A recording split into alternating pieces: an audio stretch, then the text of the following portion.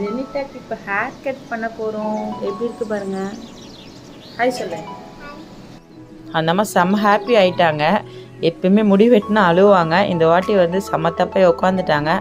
அந்த ஏப்ரனில் மிக்கி மவுஸ்லாம் இருக்கவே மிக்கி மவுஸை பார்த்துட்டு அமைதியாக உட்காந்துட்டாங்க. அவங்க பார்த்திங்கன்னா என்ன கட் வேணும்னு கேட்டாங்க. இந்த அம்மா எனக்கு டோரா கட் வெட்டணும்னு சொன்னாங்க.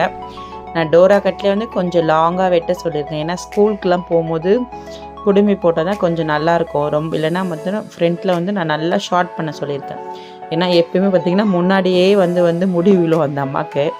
அதனால் ஐப்ரோஸ் தெரிகிற மாதிரி வெட்ட சொன்னேன். சம்மத்தாக காட்டிட்டாங்க.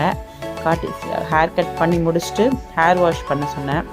ஹேர் வாஷ் பண்ணுறாங்க. ஹேர் வாஷ் பண்ணிவிட்டு ஃபுல்லாக நல்லா அந்த அம்மாவுக்கு தொடச்சி விட்டு ட்ரையர் போட்டு விட்டாங்க. பார்க்கலாம், ட்ரையர் போட்டு முடிச்சோடனே தான் அந்த அம்மா ஃபேஸ் எப்படி இருக்குன்னு பார்க்குறோம். செம்ம க்யூட் ஆகிட்டாங்க மேடம். செம்ம ஹாப்பி ஆகிட்டாங்க. பாய், தேங்க்யூ.